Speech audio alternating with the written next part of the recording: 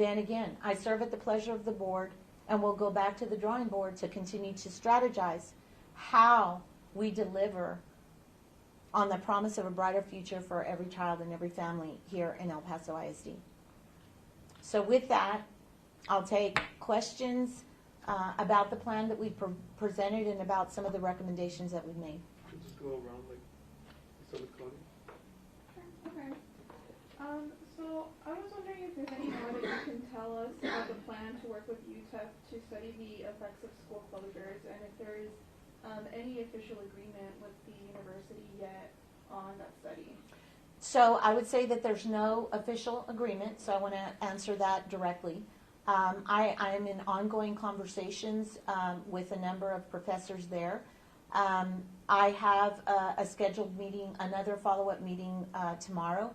I had a debrief meeting with Dr. Sung, who has provided me a lot of literature, which, you know, I've looked at literature on my own, but she's also provided me a lot of literature, so I understand the reality of the decisions that we're making and the recommendations that we're making to the board.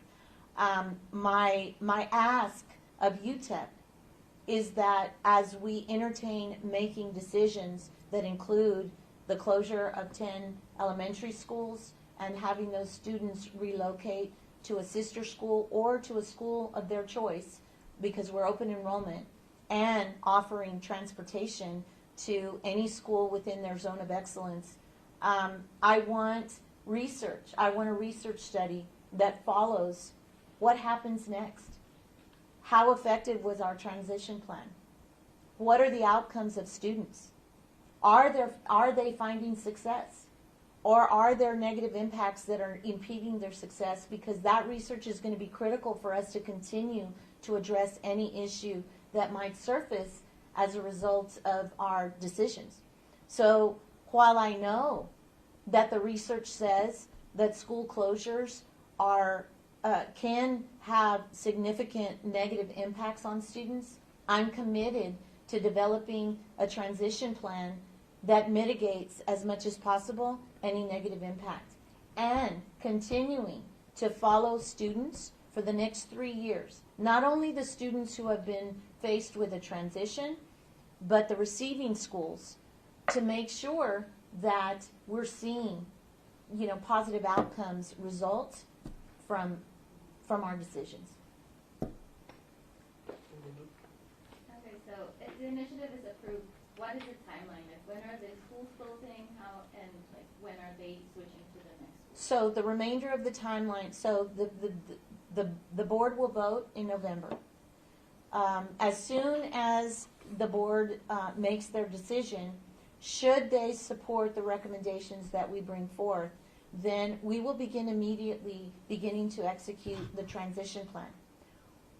However, the timeline will go through the spring, and students will not begin to attend their new school until the start of the 25-26 school year. So that's really the gist of the timeline.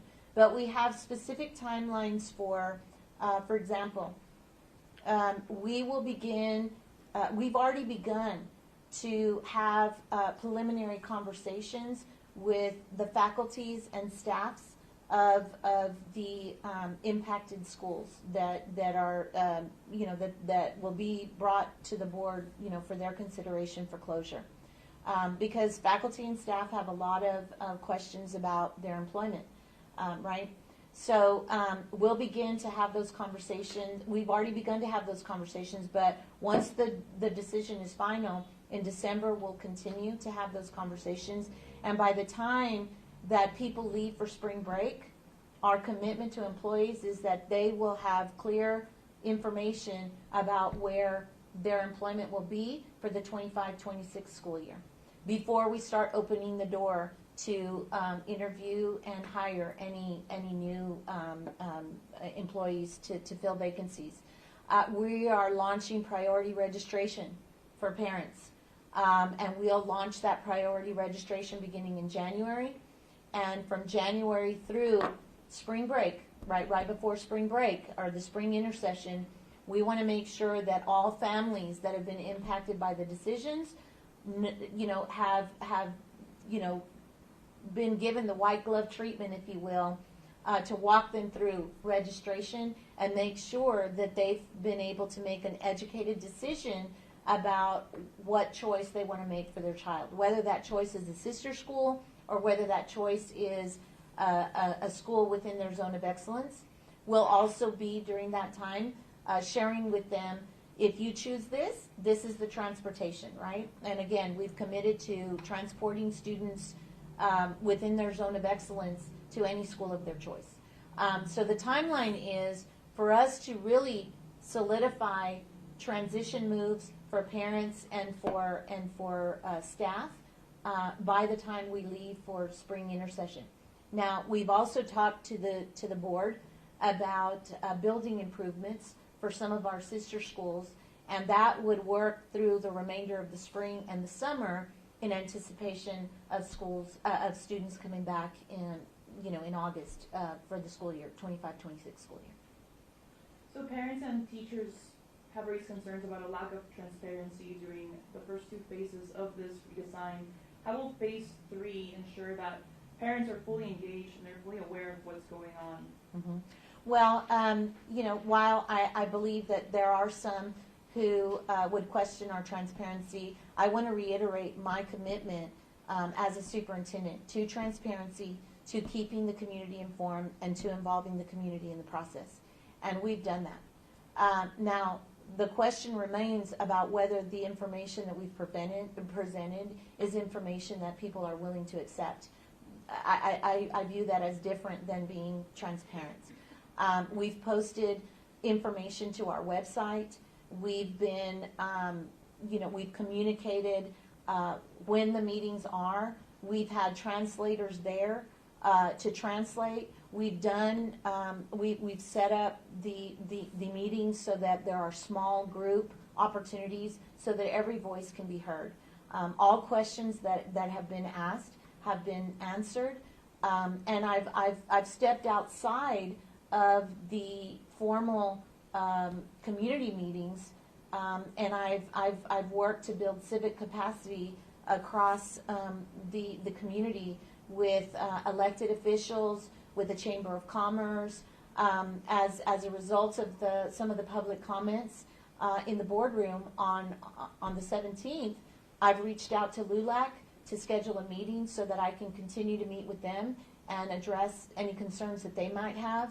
I've reached out and I'm working to schedule a meeting with Amanecer so I can continue to answer their questions. I'm more than willing to sit down with any community member and have a conversation and answer any questions. So as we go into phase 3 of Destination District Redesign, we're not going to have formal presentations. What we'll do is we will ask parents, there will be stations set up for them to learn about what the transportation opportunities will be, what the registration opportunities will be, so forth and so on. And I will be there in a separate area for parents, community members, whoever wishes to go in to have an open conversation and ask me questions and continue the dialogue. I will be there and make myself available. There may be some difficult questions that community members have. They have very pointed opinions and a fierce passion for what they're fighting for, just as I do. And, I've shared with the community that this is an opportunity for us to come together to solve some very difficult problems that we're faced with. And this can be an opportunity for us to come together as a community, or it can surely be an opportunity for us to become divided as a community. I choose for us to come together to solve these difficult problems in service to children. Okay. So I guess kind of a follow-up question on that. So with that meeting, there were so many comments that were voiced. What was your main takeaway from the comments that the parents voiced about this phase 3 of DPR? Well, we had 28 public comments. I anticipated that, and I anticipate throughout, even in November, that we'll continue to have public comments. My greatest takeaway is that we still have work to do to build trust in our school district. And if I feel like I feel like that is the biggest hurdle that we have to overcome. Because even when people are willing to accept the case that we've made about why we need to move in this direction, I think that there are still questions of trust. We want to believe you, but can we? And what I can say to that is that my parents did a great job raising me. And what my father shared with me is that at the end of the day, all you have is your word. And your word means something. And so my commitment is to deliver. And I'm not going to overpromise and underdeliver. And when there's a situation where I find myself not being able to meet my commitment, then my responsibility is to come back out to the community and say, I shared that we were going to be able to do this, and I find that we will not be able to deliver on that in the time frame that I shared. You know, that's my responsibility. I would do that with any situation, not necessarily just this one. But, you know, that is my greatest takeaway, that we still are on a journey to build trust within the community for the school district. Hi, Julia Spencer with KFOX 14 Studios 4. Since I represent two stations, I just have two questions. One is that some concern has been brought up by parents and community members about the district moving forward with these potential closures without the equity audit being finished. Can you provide some background to those viewers about what the equity audit is for and why is the district moving forward with these possible closures when that audit hasn't been finished yet? Right. So when I'll go back to, I responded to this question at a community meeting, at a Central Neighborhood Association meeting, when they asked me that question. And what I shared with them is that when I applied for the position of superintendent in El Paso ISD, one of the things that I had to prepare as part of my interview was how I would address equity and what did equity mean to me. And so at that time, the board was already having conversations about the need for us to think about equity as we went forward and choosing a leader who understood what it meant to address equity issues. And so from the inception of my tenure as a superintendent, equity was always a critical and important part of the plan.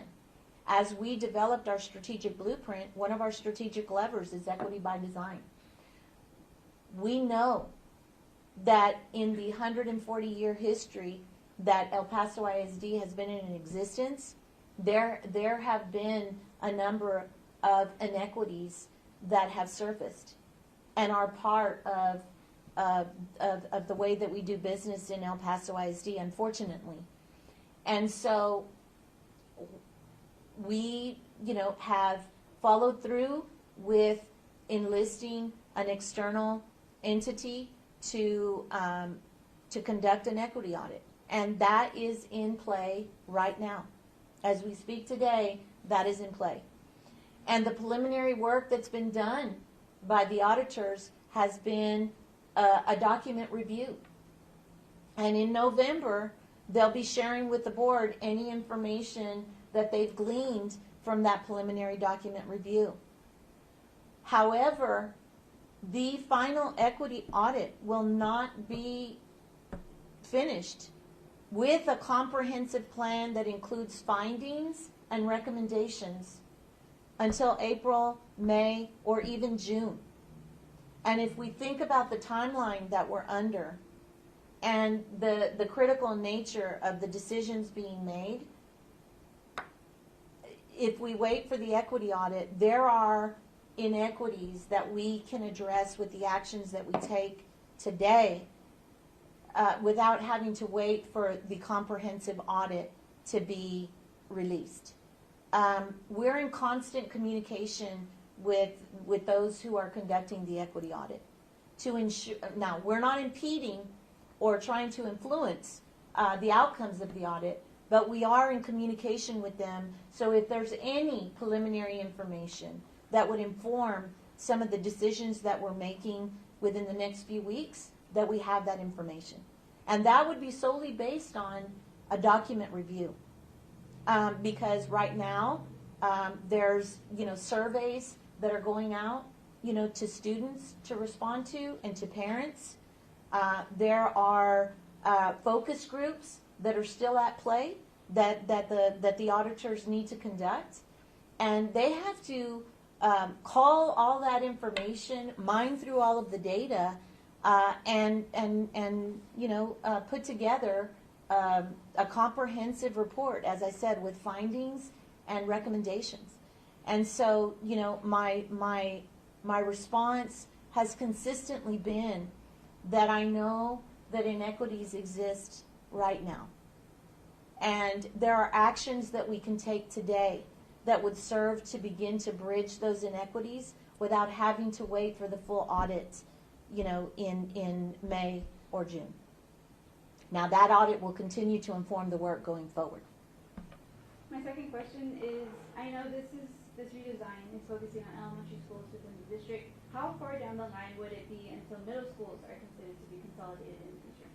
Well, I can't necessarily answer that question. I think that we're focused on the issue at hand, and step one is for us to really look at our footprint and figure out where are the opportunities for us to reduce that footprint so we can allocate resources and really begin to address some of the equity gaps that we have, raise the quality of the educational experience for all students, and really begin to produce better outcomes. That's where we are today. However, we will continue to do an annual enrollment review. We will continue to assess our ongoing facilities, and so we'll continue to assess and report back out to the board year over year with a comprehensive facilities master plan, so that we can determine what would those next steps be. It could include, some additional, I can't tell you what it would include, but we've got to go through and do the comprehensive work that we've done, to make the decisions that we're bringing forth, to the board right now, which has been a good 2-year process, for us. So it would take a good amount of time for us to continue to look at how much more we might need to reduce our footprint as we think about, the future and the continued decline that we expect to see in our enrollment.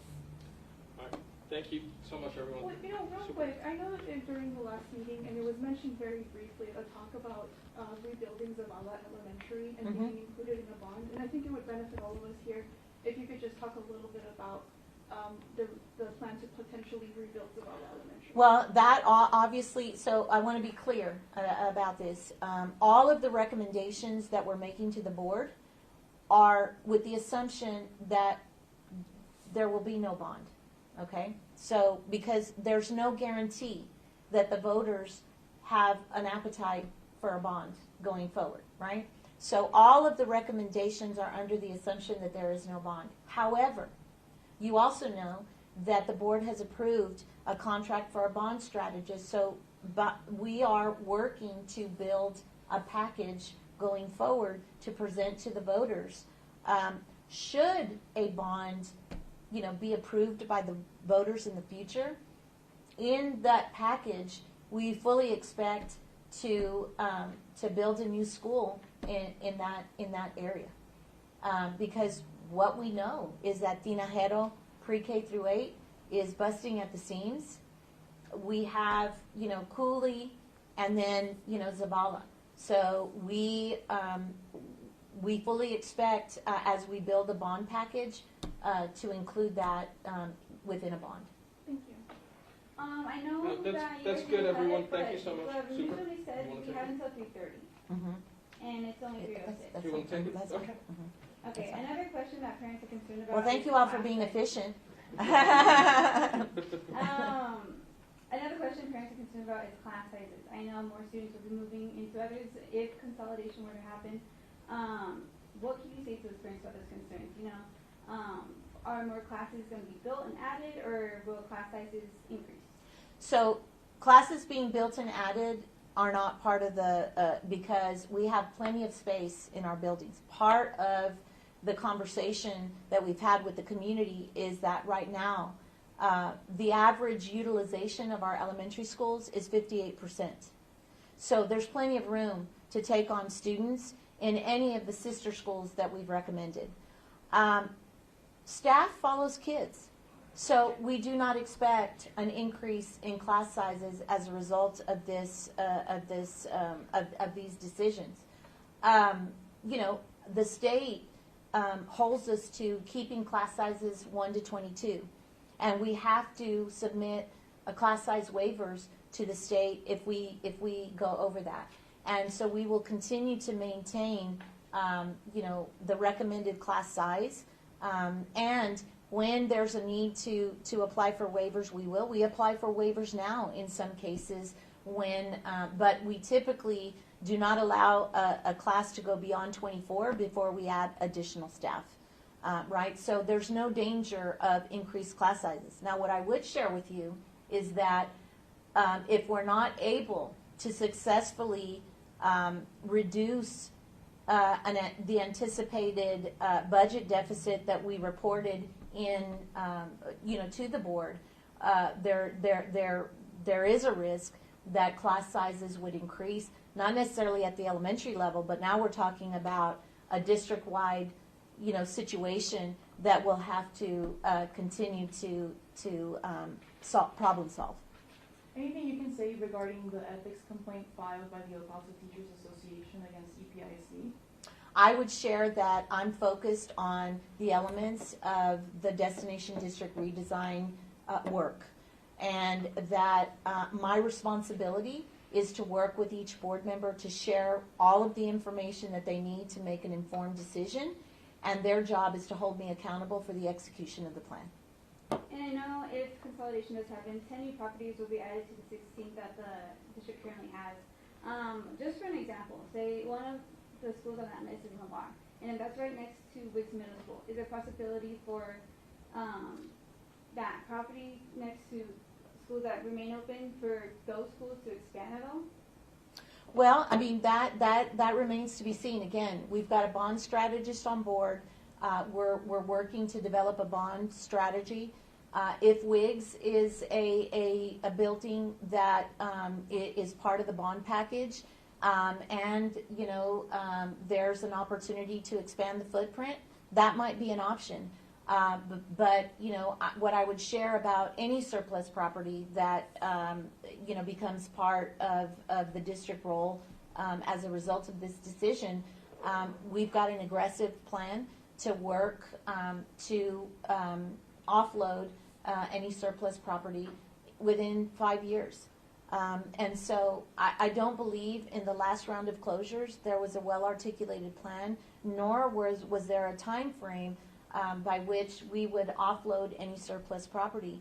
And, I also shared with the board that we have successfully, in the 2.5 years that I've been here, really worked to move several of the surplus properties that are on that list in the form of sale and so forth. So we'll continue to work to that end, and our goal is really in 5 years or less to make sure that we're able to repurpose or sell any property that becomes part of the surplus role as a result of our decisions. We'll just do one more question. I understand that you guys have a timeline to speak to faculty, find them placements within the district. But what happens to specialty employees, like librarians, nurses, custodians, or special needs teachers? Will certain schools have, say, 2 librarians instead of the usual 1? Possibly, because here's what we have discovered as we're working through this plan. We have what we call a possible equity add, right? And so as we're looking at building the systems, the structures, and the conditions for all children to be successful in a designated sister school, we're making sure that maybe the campus is going to need additional counselor because there may be more significant needs at that campus than there might be at a neighboring campus because of the transitions that are taking place, because of that sense of belonging that we want to cultivate on a campus, because of the adults student relationships that we want, to be positive. So, that's an example of an equity ad that we may consider. And so when I share that we will continue to have every employee add value based on their strengths and their qualifications, to the school district, we have a commitment to people first. And that's what we'll do. We're going to maximize the strength, the talent, the qualifications of every employee to add value to the school district. Regarding transportation, sorry, someone else raising it? Regarding transportation, I know bus routes could be increased. You guys, I believe you said during the meeting, not you, the district, during the meeting, that you guys have the buses, you guys have the capacity for bus routes and more students that need it. Will those stops and pathways be accommodated with the right signage and postage and safety for those students waiting during that? Absolutely. I mean, we're going to work to address any, potential, safety issues, just as we do today. We transport students every day, and safety is critical and important, and making sure that not only do we get kids to school safely, but we transport them home safely. So safety is of utmost concern to us, and we will address, any safety concerns just as we do now, as we transport kids. It's no different. That's all. All right. Thank you all so much. I appreciate that. And I would invite you all to be part of Destination District Redesign number 3. Certainly, we welcome your presence to capture, what the community is sharing and what their concerns continue to be. Again, we're committed to transparency, to keeping the community informed, and to involving them in the process. So, thank you all so much. Thank you. Thank you.